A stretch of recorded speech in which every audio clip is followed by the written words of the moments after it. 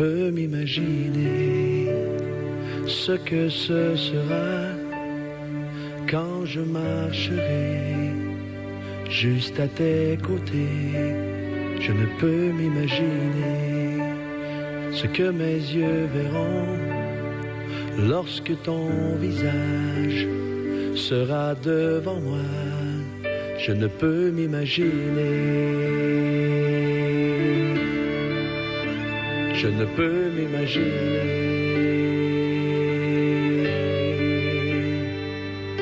Entouré par ta grandeur, mon cœur va-t-il frémir? Danserai-je pour toi, mon Jésus? Serais-je saisi par la peur? Devant toi resterai-je debout? Vais-je tomber sur mes genoux? Chanterai-je Alléluia? Est-ce que je pourrais te parler? Je ne peux m'imaginer. Je ne peux m'imaginer.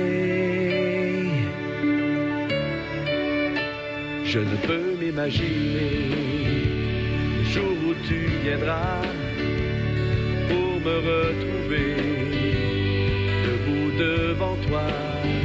Je ne peux m'imaginer quand tout ce que je ferai sera de t'adorer pour l'éternité. Je ne peux m'imaginer. Je ne peux m'imaginer. Entouré par ta grandeur, mon cœur va-t-il frémir? Danserai-je pour toi, mon Jésus? Serais-je saisi par la peur? Devant toi resterai-je debout? Vais-je tomber sur mes genoux? Chanterai-je Alléluia? Est-ce que je pourrais te parler? Entouré par ta grandeur, mon cœur va-t-il frémir? Danserai-je pour toi, mon Jésus? Serais-je saisi par la peur? Devant toi resterai-je debout? Vais-je tomber sur mes genoux? Chanterai-je Alléluia? Est-ce que je pourrais te parler? Entouré par ta grandeur, mon cœur va-t-il frémir? Danserai-je pour toi, mon Jésus? Serais-je saisi par la peur? Devant toi resterai-je debout? Vais-je tomber sur mes genoux? Chanterai-je Alléluia? Est-ce que je pourrais te parler? Je ne peux m'imaginer. Je ne peux m'imaginer. Je ne peux m'imaginer. Je ne peux m'imaginer. Je ne peux m'imaginer. Je ne peux m'imaginer. Je ne peux m'imaginer. Je ne peux m'imaginer.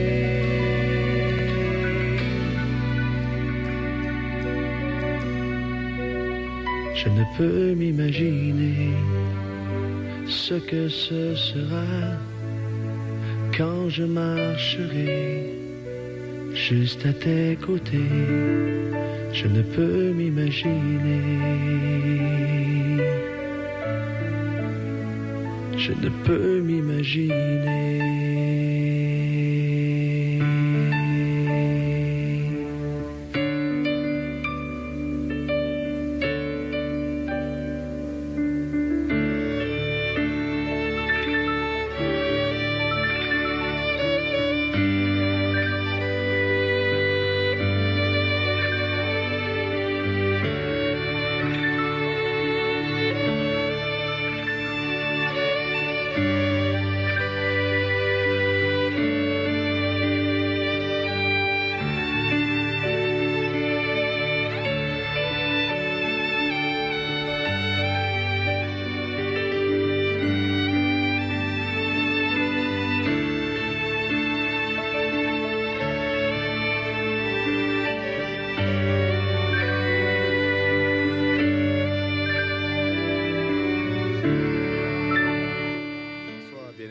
Seigneur. Bonsoir à tous nos auditeurs, vous tous qui êtes connectés sur les antennes de la radio Restauration, radio online, il faut préciser.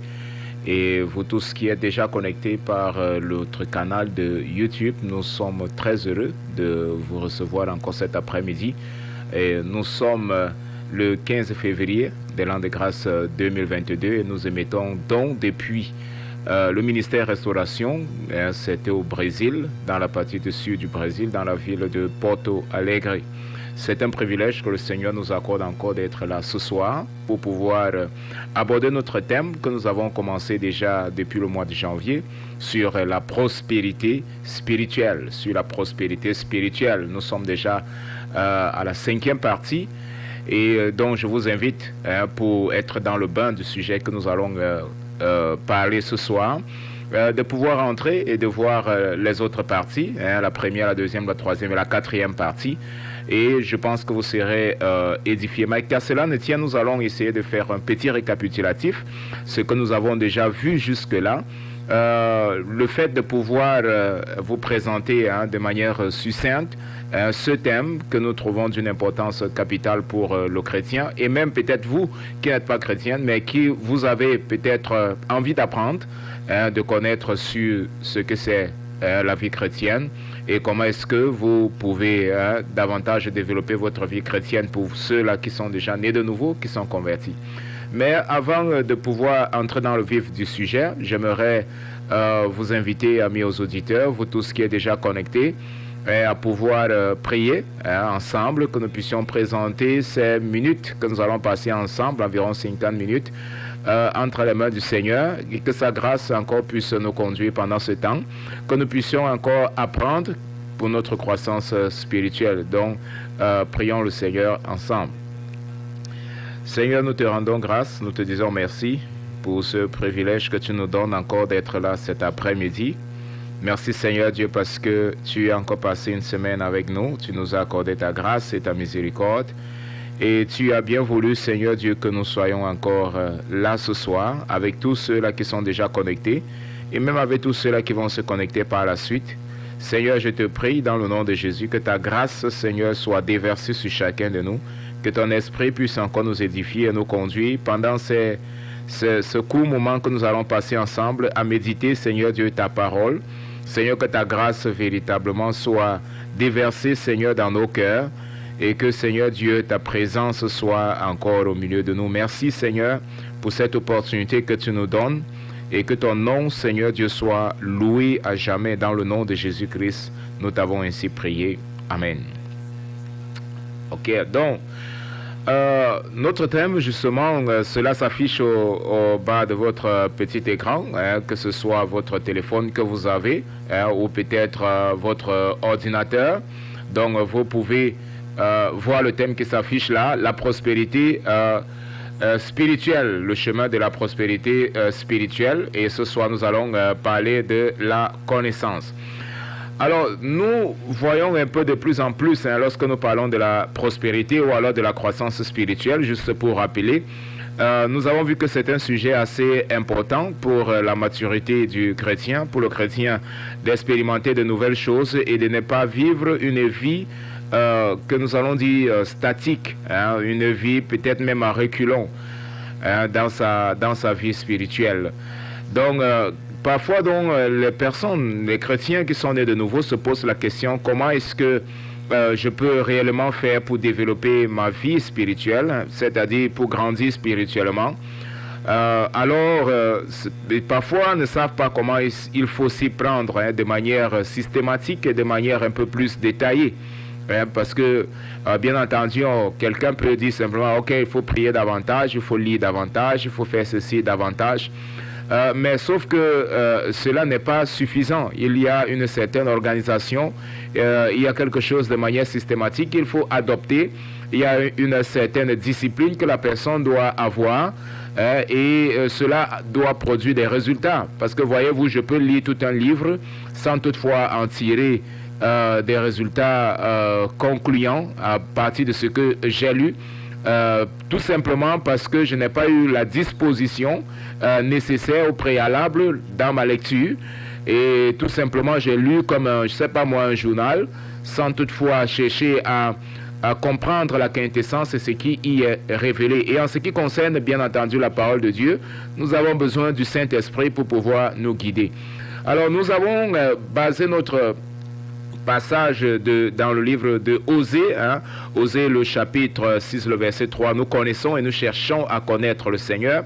Osée le chapitre 4, verset 6, mon peuple périt pour faute de connaissance. D'autres versions vont dire, mon peuple est conduit en captivité parce qu'il manque de la connaissance. Donc dans les premières parties que nous avons déjà abordées, c'est-à-dire la partie 1, 2, 3 et 4, nous avons parlé de manière profonde. Nous avons présenté un peu un schéma très simple qui conduit la personne, le chrétien, né de nouveau, à pouvoir arriver à une croissance spirituelle. Donc, nous avons dit que tout commence par le désir. D'accord? Nous en avons parlé du désir. Nous avons présenté un certain nombre de passages. Le Psaume, le chapitre 63. Nous avons parlé également du Psaume, le chapitre 42. Comme une biche soupire après un courant d'eau, ainsi mon âme a soif de toi. Donc, et la Bible nous dit également dans le sermon sur la montagne, le Seigneur Jésus dit, heureux ceux qui ont faim et soif. Donc tout commence par le désir. La personne doit avoir le désir de pouvoir grandir. Il y a certaines personnes qui sont satisfaites de leur vie spirituelle, sont satisfaites de ce qu'ils sont déjà en train de vivre. Ils sont convertis, peut-être ça fait 5, 10 ans ou 15 ans, même un peu plus. Et ils sont tout simplement, ils sont statiques, ils n'avancent pas. On peut dire qu'ils sont tout simplement des bébés spirituels. Mais tout simplement parce qu'ils n'investissent pas, ils ne voient pas quelle est l'importance en fait de pouvoir grandir spirituellement. Donc voilà pourquoi dans cette partie nous avons vu que le chrétien en permanence doit prier le Seigneur pour que le Seigneur puisse attiser en réalité ce feu dans son cœur, cette soif, cette faim de pouvoir le connaître, de pouvoir le chercher. Et cela, bien entendu, ne dépend pas forcément de la congrégation ou alors de l'église que vous appartenez. Tu as la parole et tu peux prier parce qu'en tout temps et en n'importe quel endroit, Dieu est présent et il veut se révéler, il va se révéler à toi si réellement c'est ton désir. Donc la première des choses, c'est quand tu regardes ta vie, tu sens justement ce besoin de pouvoir grandir spirituellement. Le désir, cette soif de pouvoir connaître davantage le Seigneur. Donc ça, c'était le premier pas et nous en avons parlé suffisamment dans les premières éditions, comme j'ai dit tantôt. Et deuxièmement, nous avons parlé de la recherche. La deuxième étape, c'est la recherche. Donc il ne suffit pas tout simplement que la personne ait faim et soif, mais la personne doit aller chercher réellement ce de quoi elle a faim ou elle a soif. Elle a faim ou soif. Donc, alors, je dois donc m'acquérir des outils de recherche. Je dois commencer donc à chercher ce de quoi j'ai soif, ce de quoi j'ai réellement besoin, ce de quoi j'ai réellement faim. Donc, ça, c'était la deuxième étape. Et le Seigneur qui donnait donc cette invitation, qui passait cette invitation à tous les chrétiens, à toute personne, venez aux eaux, vous tous qui avez faim, venez même sans argent et buvez gratuitement. Venez aux eaux, le Seigneur appelle. Nous avons vu également dans Ésaïe le chapitre 55, verset 6, cherchez l'Éternel pendant qu'il se trouve. Cherchez l'Éternel pendant qu'il se trouve. Donc nous voyons en réalité, la Bible nous parle de dans plusieurs références bibliques, que ce soit dans Ésaïe le chapitre 55, le verset 6 que j'ai cité tantôt, que ce soit également dans le passage qui est connu de Matthieu le chapitre 6, le verset 33, cherchez premièrement le royaume et la justice de Dieu et toutes choses vous sera données par-dessus tout. Donc que ce soit d'autres versets qui sont connus, Matthieu 7, 7, demandez, l'on vous donnera, cherchez et vous trouverez. Donc nous voyons que la Bible en réalité est remplie de passages bibliques la Bible est remplie de passages en réalité qui invitent le chrétien à pouvoir entrer dans une vie en permanence de recherche, une vie constante de recherche pour pouvoir connaître davantage le Seigneur. C'est ça en réalité la finalité, c'est cela en réalité le but. Chercher l'Éternel pendant qu'il se trouve, invoquez-le tandis qu'il est prêt. Et la Bible nous montre de manière claire que ceux qui cherchent l'Éternel, alors ils le trouveront. Dieu, il invite et Dieu donne ce défi-là, et nous voyons ça dans Jérémie, le chapitre 33, le verset 2, le verset 3, lorsque Dieu se présente à Jérémie dans cette situation qu'il passait, qui n'était pas une situation bonne, parce que très souvent, nous pouvons penser qu'il faut seulement chercher l'Éternel lorsque tout va mal, ou alors lorsque, bon, voilà, tout va bien aussi. Non, dans n'importe quelle situation, que ce soit que tout va bien dans ta vie ou tout peut-être ne marche pas, alors tu dois être capable de pouvoir chercher l'Éternel. Jérémie était en train de passer une situation de pression, Jérémie était en train de passer une situation de tribulation, il était emprisonné, parce que, voilà, on était en train de détruire Jérusalem, parce qu'il était un prophète du Seigneur, il avait prophétisé justement sur ce qui était en train de se passer, et on l'avait arrêté, on l'avait jeté, donc on l'avait emprisonné. Et même dans cette situation, Dieu se révèle donc à Jérémie, et Dieu dit à Jérémie, invoque-moi, ou alors cherche moi et je vais te révéler des choses qui sont cachées, des choses que tu ne connais pas. C'est caché et je vais te révéler. Donc, en réalité, Dieu nous montre qu'il n'y a pas en réalité un moment. Il n'y a pas en réalité une condition agréable. Ok, lorsque tout va bien, nous pouvons être bien disposés, mais l'expérience a montré que malheureusement, c'est lorsque tout va mal, c'est lorsque le chrétien passe par des tribulations, c'est lorsque tout est difficile que la personne véritablement donc se rappelle du Seigneur et il commence donc à chercher Dieu. Mais Dieu ne veut pas que nous le cherchions. En réalité, lorsque tout va mal seulement, non. Il veut que lorsque nous sommes bénis, il veut que lorsque même apparemment tout va bien dans notre vie, alors que nous puissions continuer de chercher le Seigneur, chercher l'Éternel pendant qu'il se trouve. Donc ça c'est l'invitation que le Seigneur nous donne, la recherche. Alors la recherche, nous avons vu basiquement aussi elle est basée sur un certain nombre d'éléments très très importants que le chrétien doit développer. La première des choses, c'est le temps. Le chrétien doit disposer du temps. La personne qui veut chercher Dieu, lorsqu'on parle de chercher ou alors de recherche, alors cela est clair qu'on fait allusion au temps. Personne ne peut chercher quelque chose si la personne n'a pas le temps.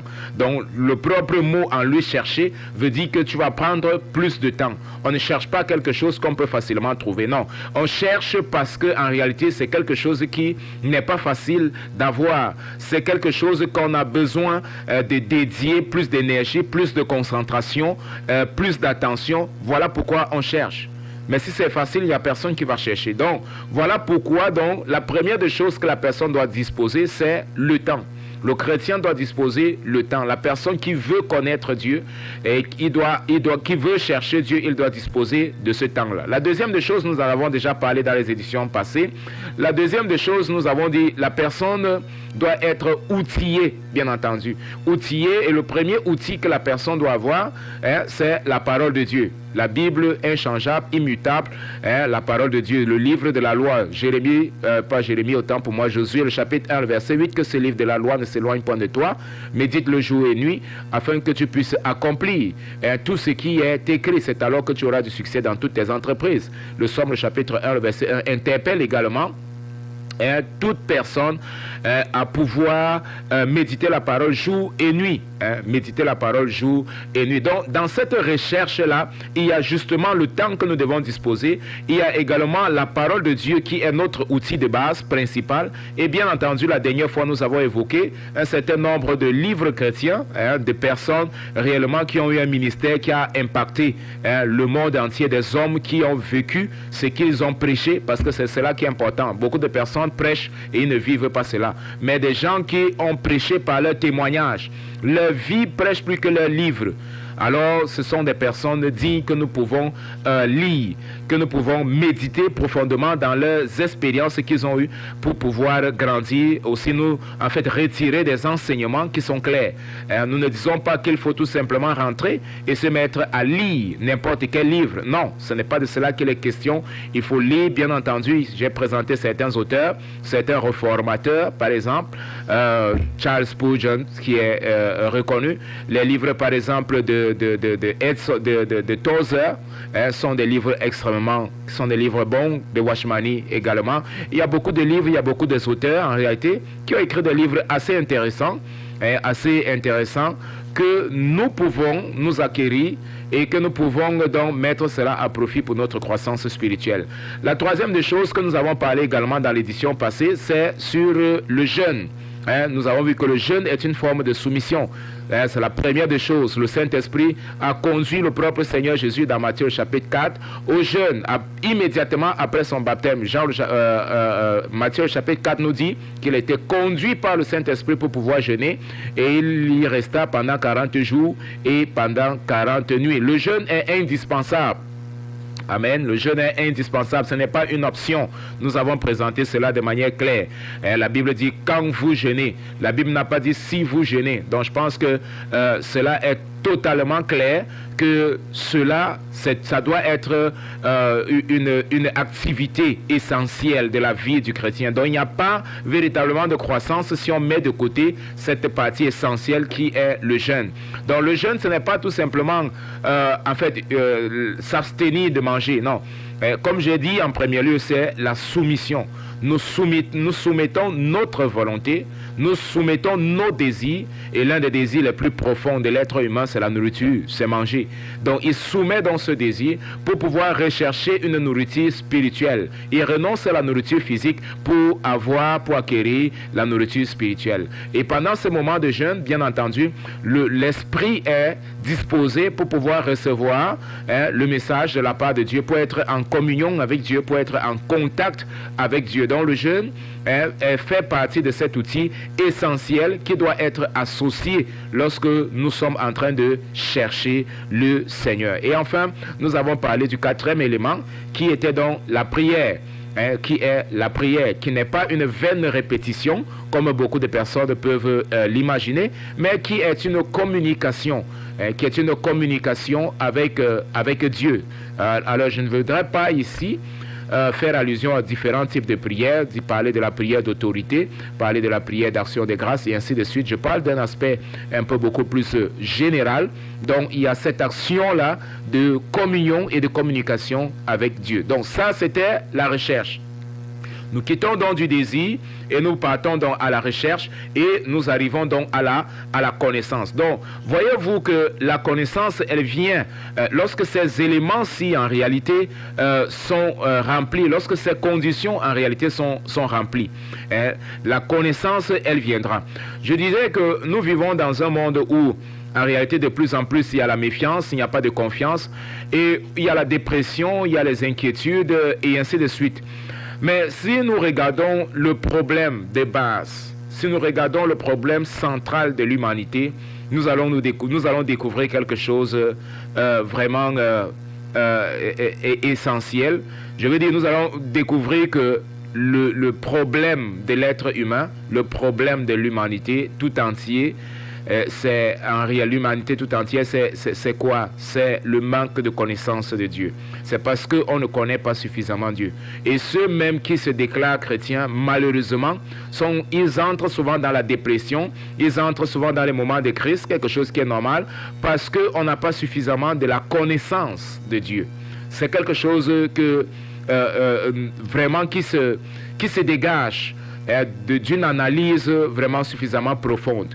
Si vous vous asseyez et que vous analysez suffisamment, vous allez voir que votre problème, le problème que vous êtes en train de passer maintenant, et de dépression, de crise et de je ne sais quoi d'autre, c'est un problème qui survient et qui vous accable parce que vous n'avez pas suffisamment de connaissance de Dieu. On ne connaît pas suffisamment qui est Dieu. Et parce qu'on ne connaît pas suffisamment qui est Dieu, alors on ne peut pas confier. La Bible dit dans le psaume 34, dans le psaume 37, le verset 4, le verset 5, fais de l'Éternel tes délices, et il te donnera ce que ton cœur désire. Recommande ton sort à l'Éternel, mets en lui ta confiance et il agira. Recommande ton sort à l'Éternel, mets en lui ta confiance et il agira. Ce point de mettre donc en l'Éternel notre confiance, c'est parce que nous le connaissons. Si tu ne connais pas l'Éternel, si tu ne connais pas Dieu, c'est clair que tu ne vas pas mettre ta confiance en lui. Le problème donc avec nous, c'est que nous déclarons de la bouche, mais de la manière pratique, ce n'est pas cela. Vous pouvez vous-même analyser tous les jours, vous allez regarder que vous faites beaucoup de déclarations. On dit Dieu est éternel. Oh, on dit que Dieu est saint, on dit que Dieu est ceci, il est omniprésent. Nous allons voir quelques attributs de Dieu. Et dans les prochaines éditions, nous allons parler suffisamment. Mais on se rend compte que dans la théorie, les gens peuvent le dire, mais dans la pratique, ne pas le vivre. Parce qu'une chose est tout simplement dire quelque chose de la bouche, et une autre est vivre ce que l'on dit. C'est de cela la différence, en fait. La grande différence et le grand problème se trouve là-bas. Aujourd'hui, on a beaucoup de théologiens, on a beaucoup d'explications, on a beaucoup de ceci. Mais malheureusement, lorsqu'on arrive dans la pratique, on a peu de pratique, et voilà pourquoi les choses ne fonctionnent pas. Voilà pourquoi les choses ne marchent pas. Voilà pourquoi, lorsque survient un problème, alors véritablement, on va voir qu'on n'avait pas de fondement sur ce que nous étions en train de parler. On n'avait aucun fondement. Donc, l'humanité souffre d'un problème. L'humanité souffre d'un problème. Et non seulement l'humanité, beaucoup de chrétiens souffrent d'un problème. Et ce problème, c'est le problème de manque de connaissance de Dieu. Alors, ça peut sembler un peu peut-être, certains peuvent peut-être penser que c'est une injure, mais ça n'a rien à y voir avec cela. Lorsqu'on dit manque de connaissance, le propre Seigneur a dit « Mon peuple périt pour faute de connaissance ». Je ne sais pas quel autre peuple pouvait connaître l'Éternel que le peuple d'Israël, mais Dieu a fait cette déclaration. Mon peuple périt parce qu'ils n'ont pas la connaissance. Ils ne me connaissent pas. Ils ne me connaissent pas. Dieu était en train de parler à son peuple. Amen. Il parlait à son peuple. Mon peuple est en train de périr. Mon peuple est en train de souffrir. Mon peuple est en train d'être conduit en captivité parce qu'ils n'ont pas cette connaissance. Ils ne me connaissent pas suffisamment. Et si on ne connaît pas quelqu'un, je le répète, on ne peut pas placer notre confiance en cette personne. La dernière fois, je disais, c'est très simple. Si j'ai ma voiture, quelqu'un vient et dit, bon, voilà, est-ce que tu peux m'emprunter la clé de ta voiture? C'est clair que c'est absurde. Je ne connais pas cette personne, j'aurai la méfiance. Je ne vais pas lui donner la clé de ma voiture. Pas pourquoi? Parce que je ne le connais pas. Mais si je le connais, et comment est-ce que je fais pour le connaître? C'est parce que nous avons passé suffisamment du temps. Je connais là où il habite, je connais qui est son père, qui est sa mère, là où il a étudié. En fait, j'ai suffisamment d'informations et de connaissances sur cette personne. Je sais qu'on ne peut pas connaître parfaitement quelqu'un. Ce n'est pas de cela que je dis. Mais au moins, c'est le minimum. Le minimum qui m'amène à avoir la confiance et savoir que non, cette personne est digne de confiance. Cette personne, je peux lui donner la clé de ma maison. Cette personne, je peux lui donner la clé de ma voiture et je ne vais pas me préoccuper. Je n'aurai aucun problème et je ne peux même pas demander la personne en sachant même que la personne est un homme et un homme est faillible. Alors maintenant, à plus forte raison, Dieu, qui est infaillible, et nous allons voir qui est l'un des attributs en réalité de Dieu. Donc voyez-vous que c'est ce manque de connaissance réellement de la personne de Dieu, des attributs de Dieu, des qualités de Dieu, de l'essence même de Dieu, nous amène à douter. Le temps passe et nous doutons. Le temps passe, on dit, mais voilà, j'ai déjà tel âge, voici déjà le temps passe, voici déjà l'année qui est terminée, voici déjà j'ai tel nombre d'années, ainsi de suite, mais qu'est-ce que va devenir ma vie? Ça, c'est un manque de connaissance. Les préoccupations viennent parce qu'on ne confie pas suffisamment. Les doutes vont venir parce qu'on ne confie pas suffisamment. C'est un point fondamental, c'est un point que nous découvrons. On n'a pas besoin en réalité d'une longue explication, c'est quelque chose de pratique. Vous voyez souvent on parle de l'infidélité. Pourquoi est-ce qu'une femme elle va pas avoir la confiance en son mari? Parce que son mari a fait quelque chose et maintenant elle entre dans la méfiance. Elle va commencer à douter un certain aspect. Si par exemple il est un peu tard dans la nuit et elle voit par exemple son mari qui est en train de communiquer avec un peu tard dans la nuit, là elle va commencer à soupçonner. Et la méfiance va commencer à s'installer. Elle va dire non, il y a quelque chose que cette personne me cache. Cette personne ne veut pas que je connaisse. Alors la méfiance s'installe parce que je n'arrive plus à connaître cette personne. Mais si je connais cette personne, alors il en va de soi que c'est clair que je veux m'ouvrir déjà à cette personne. Et deuxièmement, qu'est-ce que je vais faire? Je vais placer ma confiance en cette personne. Voyez-vous ces deux aspects. Lorsque on ne connaît pas quelqu'un, on ne s'ouvre pas à la personne. Ça, c'est la première des choses. Et deuxièmement, si je ne connais pas à la personne, je ne peux pas également avoir la confiance. je ne peux pas également avoir la confiance parce que je vais dire, mais ce qu'il est en train de me dire, qu'est-ce qui me fait croire que c'est la vérité? Qu'est-ce qui me fait croire que ce qu'il dit là, c'est la vérité? Donc je vais tout simplement mettre cela de côté et ne pas véritablement croire. Mon peuple périt parce qu'il manque de la connaissance. Donc voyez-vous que les dépressions vont venir, les préoccupations vont venir, tout ça va venir pour étouffer la parole de Dieu parce qu'il manque la connaissance. La racine, la plante n'est pas suffisamment enracinée. On n'est pas suffisamment enraciné dans la parole, dans la connaissance de la parole. C'est de cela qu'il est question. Vous voyez les différents types de semences que le Seigneur Jésus parle dans la parabole du semeur. Il dit voilà, les semences, une partie est tombée sur le chemin, une partie est tombée sur les pierres, une partie est tombée sur la bonne terre, une partie est tombée dans ce champ d'épines. La sémence qui est tombée dans le champ d'épines, qu'est-ce qu'il fait? Elle a été étouffée par les préoccupations. Elle a été étouffée. L'autre qui est tombée sur les pierres rocheuses, ça n'a pas pu s'enraciner parce que la base n'était pas de la terre. La base était du rocher. Il y avait un peu simplement, c'était superficiel, la terre. Donc, le Seigneur voudrait bien entendu que nous soyons cette terre-là, fertile, et que nous allons suffisamment être enracinés pour pouvoir porter des fruits. Vous voyez, la fructification vient après. La fructification et la liberté viennent après. Dans le chemin que nous avons présenté, en partant du désir, la recherche, la connaissance, la confiance ou l'abandon, et ensuite, elle produit quoi? Elle produit la liberté. La liberté va produire la fructification. Donc, voyez-vous que la liberté et la fructification viennent bien plus au devant.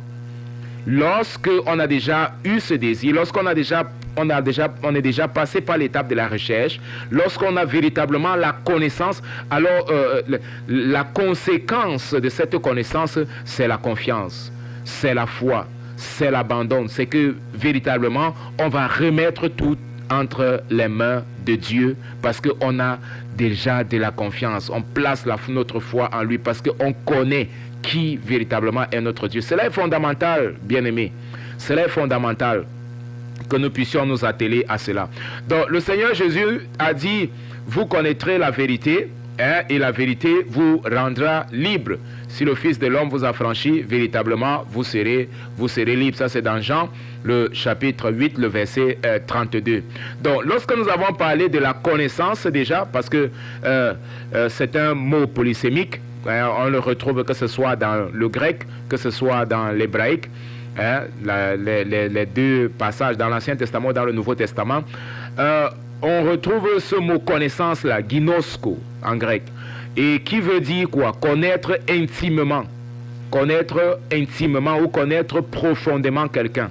C'est de cela qu'il est connaît, c'est cela qu'il est question. Ce n'est pas une connaissance théorique, mais c'est une connaissance pratique.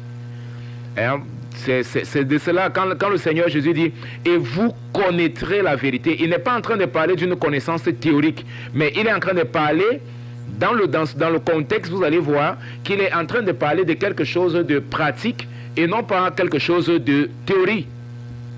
Ça, c'est peut-être ce qu'il faut souligner si vous avez votre Bible. Ouvrons là dans Jean, le chapitre 8, le verset 38. Mais avant d'arriver au verset 38, le Seigneur va dire à ceux qui étaient tout autour de lui, par exemple, que le Seigneur, dans le verset 30, comme Jésus parlait ainsi, plusieurs crurent en lui. Plusieurs crurent en lui.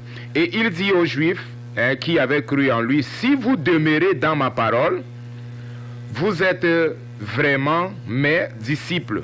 Vous connaîtrez la vérité et la vérité vous affranchira. Si vous demeurez dans ma parole, ça veut dire que si vous demeurez avec moi, si vous restez avec moi, alors vous allez connaître ma parole. Regardez-vous, la connaissance vient lorsqu'on y demeure. Lorsqu'on est plongé, on est avec le Christ, on va le connaître. C'est naturel en réalité, parce qu'on ne peut pas connaître quelqu'un profondément si on ne passe pas du temps avec cette personne, si on n'est pas proche de cette personne. Malheureusement, aujourd'hui, on a les réseaux sociaux. Les gens pensent qu'on connaît les gens à partir de l'internet et puis on s'ouvre et ainsi de suite. Bon, vous pouvez vous-même voir les cas que cela se passe de plus en plus. C'est difficile de pouvoir connaître quelqu'un de manière virtuelle Parce que la personne va toujours chercher à vous montrer quelque chose. Elle peut vous tromper. Je ne suis pas en train de dire que tout le monde peut le faire. En fait, que tout le monde va le faire. Mais vous avez de fortes chances d'être trompé, de ne pas connaître cette personne. La connaissance, elle n'est pas... Parce que ça, c'est une connaissance virtuelle. C'est une connaissance théorique. Vous allez tout simplement croire en ce que la personne vous dit. Mais vous n'êtes pas avec cette personne au quotidien. Vous ne vivez pas avec cette personne. Vous ne voyez pas cette personne proche de vous, comment elle réagit. Si réellement ce qu'elle vous dit, là, c'est ce qu'elle fait au jour le jour. Pas du tout. Donc, voilà pourquoi cette connaissance-ci, c'est une connaissance qui est profonde. C'est une connaissance ginosko. Utiliser cette parole utilisée ici, ginosko, c'est une parole qui fait allusion à l'intimité. Et il est utilisé même dans le cadre plus profond de l'intimité d'un homme, d'un mari, du mari et de sa femme. Gonosko, connaissance. Et tu connaîtras, c'est-à-dire intimement, de l'intimité. Tu auras de l'intimité donc avec la parole et la parole te rendra libre. Et bien entendu, lorsqu'on parle d'intimité, tout le monde sait de quoi il est question. Ce n'est pas quelque chose de virtuel. On n'a pas une intimité virtuellement, non. C'est quelque chose qui est physique, c'est quelque chose qui est pratique. Donc c'est de cela qu'il est question. Ça n'a rien à y voir avec un aspect théorique. Donc voilà pourquoi ce premier point est déjà fondamental lorsque nous parlons de la connaissance de Dieu. Nous sommes en train de parler de quelque chose de pratique. Nous sommes en train de parler de quelque chose d'expérience. Nous sommes en train de parler de quelque chose comme révélé dans Jean le chapitre 8, le verset 31. Si vous demeurez dans mes paroles, si vous demeurez avec moi, si vous demeurez auprès de moi, comme le Seigneur Jésus a dit dans Jean 15 également, je suis le cep. Je suis le cep exactement et vous êtes les sarments. Je suis le cep dont les branches sont rattachées au tronc. Ils ne sont pas rattachés virtuellement, mais ils sont rattachés pratiquement. Il a pris cet exemple pour montrer justement la relation qu'il a avec chaque chrétien, chaque membre. C'est quelque chose de fondamental. Donc, lorsque nous parlons donc de cette connaissance, bien aimé, je voulais juste souligner, lorsque nous parlons donc de cette connaissance, il est fondamental que nous puissions comprendre qu'il ne s'agit pas simplement d'une connaissance théorique. Il ne s'agit pas de quelque chose simplement théorique, il s'agit de quelque chose qui va réellement descendre dans notre cœur, qui va descendre dans notre âme, qui va y résider et nous allons expérimenter cela. Il s'agit d'une expérience, il ne s'agit pas de quelque chose à peine théorique. Donc, cette connaissance-là de Dieu, comme nous sommes en train de dire, elle passe par la connaissance de ce que Dieu est. Donc lorsque nous parlons de la connaissance de Dieu, nous parlons de la connaissance de ce que Dieu est, de ce qu'il est. Et lorsqu'on dit ce que Dieu est, bien entendu, nous faisons allusion à ses attributs. Et c'est ce que nous allons voir. Le premier point que nous voulons aborder dans cet ensemble, dans ce paquet de connaissances que nous sommes en train de parler, de la connaissance de Dieu, de la personne de Dieu. Alors, le premier point se trouve dans Jean le chapitre 4, le verset 24. Dieu est esprit. Dieu est esprit. Ça veut dire qu'il n'est pas une substance, il n'est pas une énergie, il n'est pas une force agissante, qu'elle soit agitante ou agissante. Elle n'est pas cette force-là, non. Elle n'est pas une énergie, non. Elle n'est pas une substance physique, elle n'est pas une substance matérielle, non. Elle est esprit. Elle est invisible. Invisible. Dieu est esprit. Voilà ce que la Bible nous révèle. Il n'est pas physique, il est esprit. Alors nous avons déjà, dans d'autres éditions, nous en avons déjà parlé de la composition de l'homme. L'homme est esprit, âme et corps. Nous en avons déjà parlé de cela. Bon, bien entendu, personne ne voit l'esprit de l'homme. D'accord? Personne ne voit l'esprit de l'homme physiquement, en réalité. Physiquement, personne n'est capable de pouvoir voir un esprit de l'homme, ni même l'âme de l'homme. Tout ce que nous pouvons voir de l'homme, c'est cet aspect extérieur, visible que nous pouvons voir. Mais nous pouvons savoir que c'est une âme vivante si la personne est en train de se mouvoir, que la personne a une âme. Parce qu'il n'y a personne qui n'a pas d'âme et qui peut vivre, c'est-à-dire qui peut se mouvoir. Ce n'est pas possible. Donc, ça, c'est juste un signal que la personne, véritablement, a une âme et également un esprit par ricochet. Nous sommes esprit, âme et corps. Alors, le premier point, donc, Dieu est esprit. Qu'est-ce que cela signifie? Cela signifie que je ne peux pas voir Dieu. Beaucoup de personnes vont justement dire, ok, montre-nous Dieu. Non, Dieu n'est pas visible, mais nous pouvons sentir que Dieu est là, que Dieu est présent par un sens que Dieu a donné et qu'il a placé en chaque être humain dans sa conscience, dans son esprit. Voyez-vous, la communion qu'on a avec Dieu n'est pas par le corps physique. La communion qu'on a est avec notre esprit.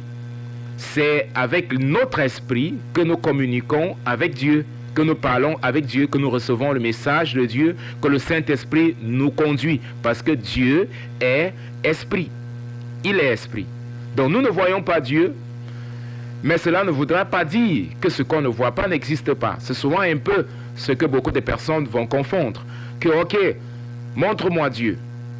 Comme si il y a eu l'évidence de tout ce qu'on ne voit pas. Si on ne voit pas quelque chose, ça veut dire que automatiquement la chose n'existe pas. Ce n'est pas vrai. C'est une hypothèse qui ne tient pas. Tout ce qui n'est pas visible n'existe pas. Ça, ce n'est pas vrai. Ce n'est pas vrai. On peut par exemple dire qu'il y a beaucoup de choses qui ne sont pas visibles à l'œil. Et même qui ne sont pas visibles, on n'a pas encore développé des instruments suffisamment avancés pour pouvoir vous découvrir. Chaque jour, on découvre d'autres choses. Dans le passé, il y avait des instruments qu'on ne voyait pas. Mais à cette époque, les gens pouvaient dire que ok, ça n'existait pas. Ce n'était pas visible. Mais la chose existait. Parce que la loi de la voisine nous dit, dans cet univers, rien ne se crée, rien ne se perd. Il n'y a pas de création. Mais tout se transforme. Donc, ceux qui sont là sont déjà là. Il n'y a pas qu'on va créer des nouvelles choses. Non, il n'y a pas de création. Mais c'est là. Sauf que nous sommes limités et que nous ne pouvons pas voir. Donc Dieu, il est esprit. Et c'est le point fondamental que toute personne déjà doit connaître. Ça veut dire que s'il est esprit, voilà pourquoi le Seigneur Jésus nous a révélé, il faut que ceux qui l'adorent en esprit et en vérité. Donc voilà pourquoi nous sommes en train de parler de croissance spirituelle. Nous ne sommes pas en train de parler de croissance physique. Nous sommes en train de parler de croissance spirituelle. C'est-à-dire cette capacité-là de remplir notre esprit avec la parole de Dieu. Cette capacité et cette sensibilité de pouvoir grandir dans notre communion avec Dieu. Et comment est-ce que nous grandissons dans notre communion avec Dieu? Lorsque notre esprit devient de plus en plus sensible à la voix de Dieu. C'est comme ça que nous grandissons. C'est de cela qu'il est question. Le chemin de la prospérité spirituelle passe justement par cela. Une augmentation justement de notre capacité à pouvoir communiquer et communier avec Dieu. Donc, le premier point, Dieu est esprit. Je voulais également aborder un autre point sur, en ce qui concerne les attributs de Dieu. Nous allons peut-être sortir par là, sur l'auto-existence de Dieu. Beaucoup de gens posent donc la question, ok, Dieu est esprit, mais d'où il vient? Qui a créé Dieu? Quelle est l'origine de Dieu? Bon, la réponse, elle est claire. Dieu n'a pas d'origine. Il est auto-existant. Ça veut dire qu'il n'a pas de commencement et également il n'a pas de fin. Voilà pourquoi il dit, je suis l'alpha, je suis l'oméga, le commencement et la fin. Il n'a pas de commencement, mais il est le commencement. Ça veut dire que c'est lui qui a décrété le commencement de toutes choses. Donc, dire que qui a créé Dieu serait en réalité poser une question qui n'a pas de fondement. Si quelque chose a toujours existé, alors elle n'a pas de début. Comme nous avons dit, elle n'a pas de commencement. Et si elle n'a pas de commencement, par conséquent, elle n'a pas été créée, mais elle est la cause de toute création. Par contre, vous et moi, nous avons un commencement. L'homme a un commencement. Voilà pourquoi nous parlons de l'existence de l'homme. Et non pas simplement l'homme qui a un commencement, mais tout ce qui nous entoure a une existence. Elles n'ont pas toujours existé. Elles n'ont pas toujours existé. Elles sont venues à l'existence. Voilà pourquoi aujourd'hui la recherche va nous dire que le monde dans lequel nous vivons, la Terre, je ne sais pas combien de milliards d'années. Donc si c'est milliards d'années, si on peut déjà compter, alors ça veut dire qu'elle a un temps. Et si elle a un temps, ça veut dire qu'elle a un début. Et si elle a un début, alors ça veut dire forcément qu'elle a été créée par quelque chose qui n'a pas de début. C'est une loi, hein, c'est quelque chose d'assez essentiel. Pour que je sois capable de produire quelque chose, ou alors quelque chose, je ne peux pas produire quelque chose supérieur à moi. Ça veut dire que pour que je sois capable de produire quelque chose, je peux produire au plus quelque chose qui soit égal ou moindre que moi. Ça, c'est quelque chose de clair. Au plus égal ou moindre que moi. C'est clair. Donc, nous voyons le monde dans lequel nous vivons, il est vaste, il est grand. Hein? Alors, nous pouvons justement imaginer quelle est donc la cause. Si elle a une existence, si elle a un début, quelle est donc sa cause? De l'immensité en réalité de ce monde, de cet univers que nous sommes en train de découvrir, que nous voyons. Cela ne peut être que quelque chose qui est plus grand que cet univers. Il en va de soi. Et bien que nous sommes en train de dire l'infini, on parle souvent de l'infini en mathématiques, on a beaucoup parlé de cela, on étudie à l'infini, quand cette courbe va aller jusqu'à l'infini, bon, si on va de moins l'infini à plus l'infini, et ainsi de suite, bien que nous savons que cet univers, bien qu'en étant vaste, il est limité. Et il est tellement grand, ça veut dire que ce qui a été à l'origine donc de cet univers qui est extrêmement grand doit être bien entendu plus grand que l'univers. Mais nous savons que cet univers qui est extrêmement grand et extrêmement complexe a un début. La science au moins se prouve cela, qu'elle n'a pas toujours existé et qu'elle est passée donc à l'existence. Elle a une cause. Elle a une cause. La question maintenant, c'est quelle est sa cause? Par contre, Dieu n'a pas de cause. Il a toujours existé. Il existe par lui-même. Il n'a pas de début. Et il n'a pas également de fin. Ça, c'est ce que nous avons vu. Dieu est éternel. Dieu est éternel. Lorsqu'il se révèle à Moïse, il dit, va et dis au peuple que celui qui s'appelle Je suis, il t'a envoyé. Pas celui qui est j'étais, non, celui qui est, il t'a envoyé. Dans le passage aussi de Jérémie, le chapitre 10, le verset 10, la Bible nous dit, mais l'Éternel est Dieu, en vérité, il est un Dieu vivant et un roi éternel. Il est un Dieu vivant et il est un roi éternel. La terre tremble devant sa colère et les nations ne supportent pas sa fureur. Il est un Dieu éternel, il est un roi éternel. D'éternité en éternité, Dieu, il est Dieu, il ne change pas. Donc, voilà, de manière simplifiée, ce de quoi nous parlons. Le premier point en ce qui concerne cette connaissance de Dieu, c'est son auto-existence, l'auto-existence de Dieu. Connaître premièrement que Dieu est esprit. Nous ressentons la présence de Dieu.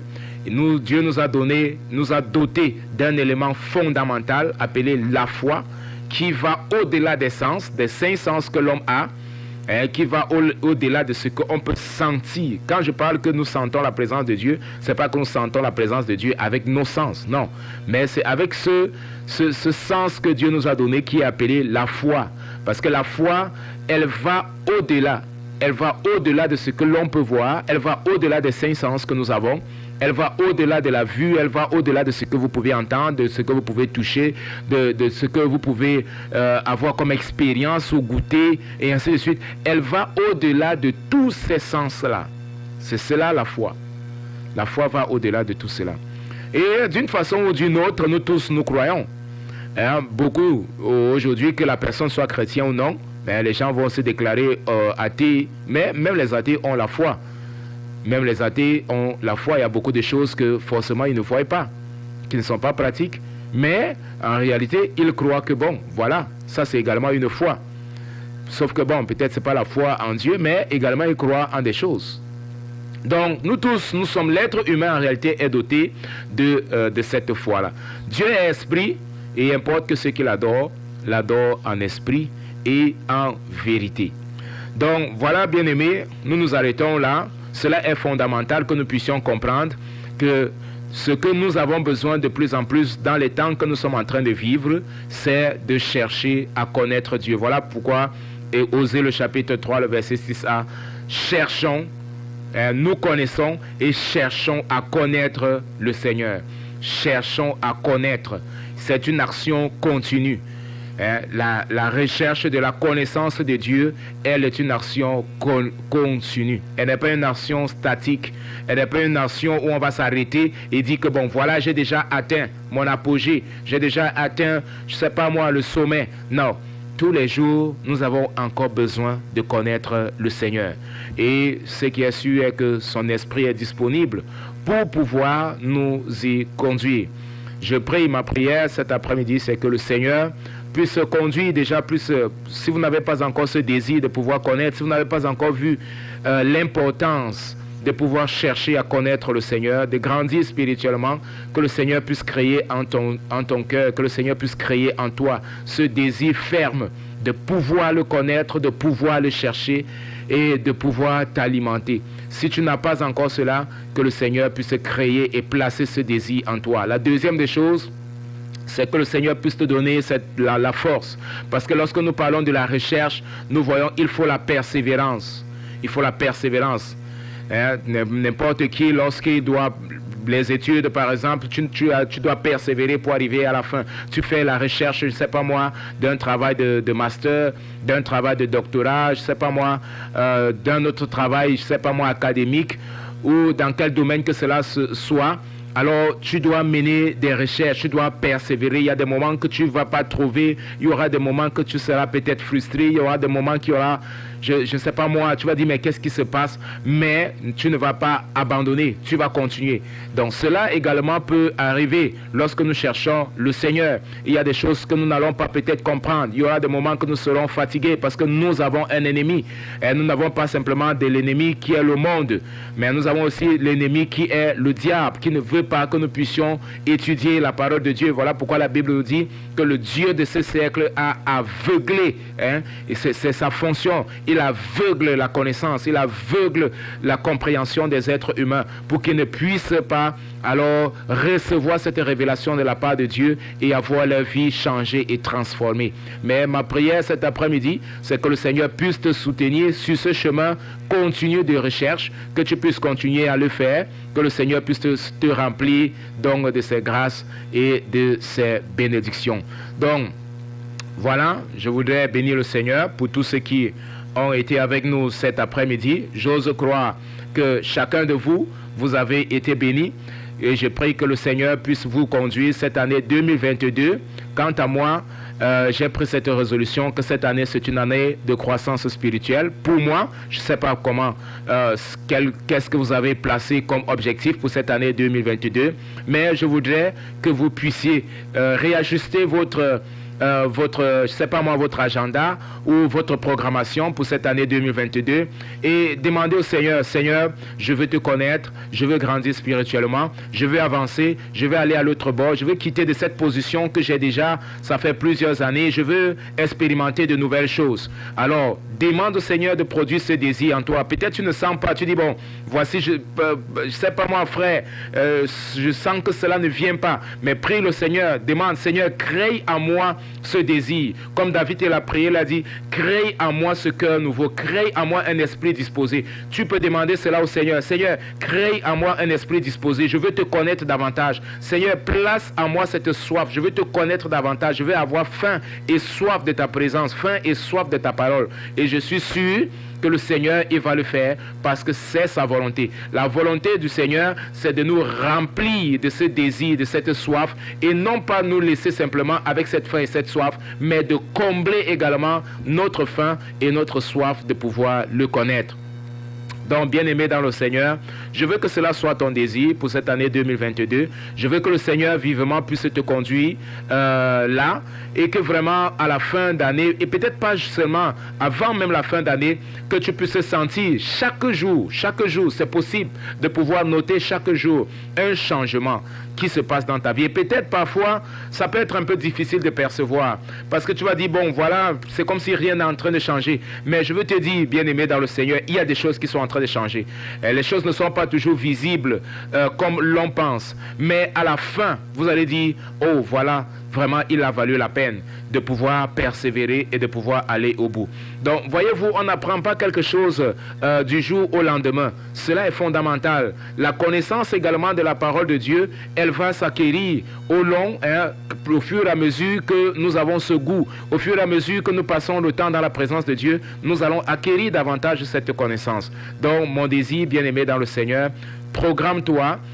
Établis-toi, je ne sais pas moi, un programme, 1 heure dans la journée, que ce soit tôt le matin, où tu vas lire, où tu vas méditer, et dans la soirée, avant de dormir, prends un passage, médite, lis, et dors avec cela, avec cette parole, remplis ta vie de la parole de Dieu, et le Seigneur davantage va te bénir. Tu vas connaître la parole, tu vas connaître davantage le Dieu, et lorsque la tribulation va venir, alors tu vas dire, je connais le Dieu en qui je sers.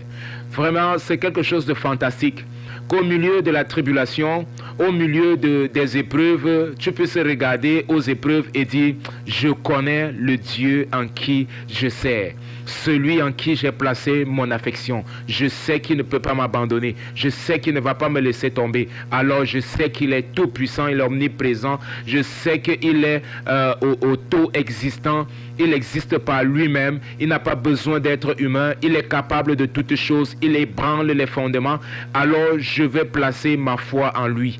Donc, bien aimé, c'est fondamental. C'est fondamental. Notre capacité à pouvoir résister aux épreuves, aux différentes épreuves qui vont arriver dans notre vie, elle sera basée sur notre connaissance de Dieu.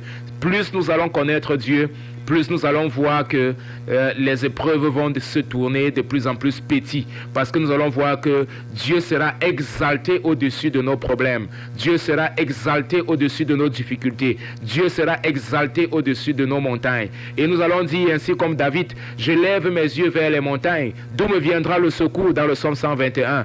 Il regarde les montagnes, il regarde les problèmes, mais il voit celui qui a créé les montagnes. Et tout à coup, il dit, mon secours me vient de l'Éternel qui a fait les cieux et la terre. Il a regardé à quelqu'un qui était plus grand que les montagnes, qui était plus grand que les difficultés. Il connaissait d'où pouvait lui venir le secours, véritablement parce qu'il connaissait Dieu. Il avait la communion avec Dieu, il avait l'intimité avec Dieu, il avait le ginosko que nous sommes en train de voir, c'est-à-dire cette intimité profonde avec Dieu.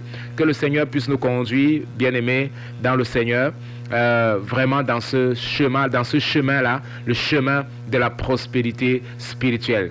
Nous allons prier, je vais prier pour vous, et le désir de mon cœur, c'est que vous puissiez prospérer cette année 2022, que le Seigneur puisse multiplier. Et la première des choses, lorsque nous parlons de prospérité, frère, ce n'est pas en termes financiers, ce n'est pas économique, ce n'est pas, je ne sais pas moi, dans quel autre domaine de ta vie, mais la première des choses, bien-aimé, c'est ta prospérité spirituelle. Que ton âme puisse prospérer cette année 2022, que le Seigneur puisse te conduire dans des profondeurs, dans des choses plus profondes, des choses que tu n'as pas encore découvertes. Je veux que tu puisses prier vraiment le Seigneur, que tu puisses demander cela à Dieu. Seigneur, ouvre mes yeux, ouvre mon cœur, crée cette soif en moi, crée ce désir en moi, et je suis sûr que le Seigneur va le faire.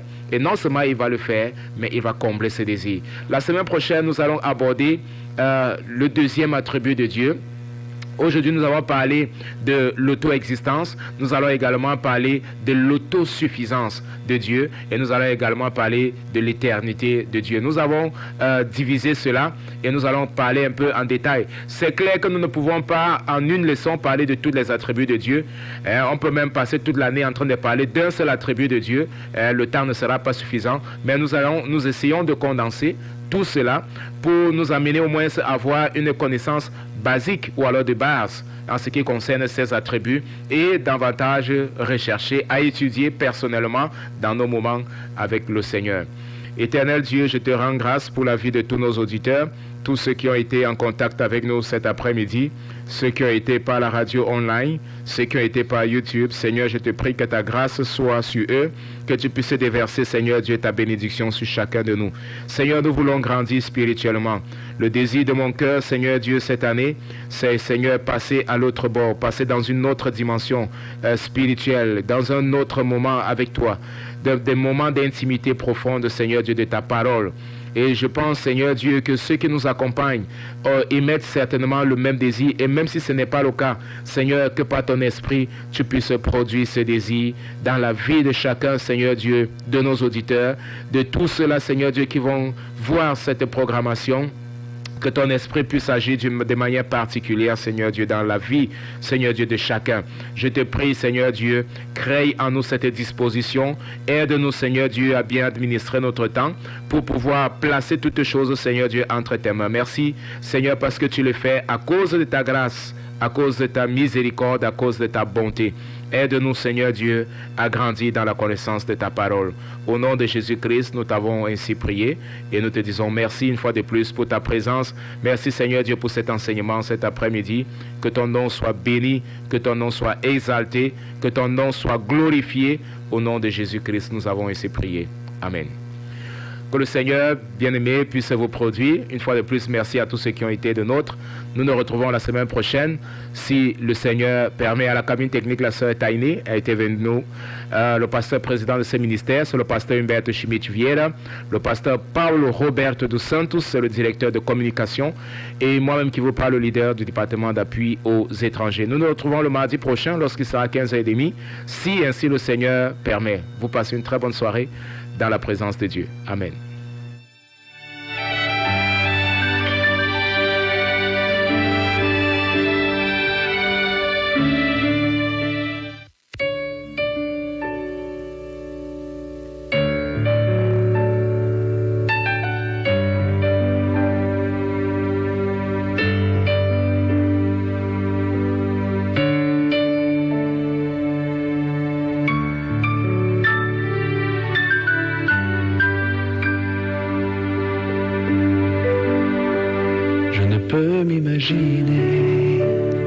Ce que ce sera quand je marcherai juste à tes côtés.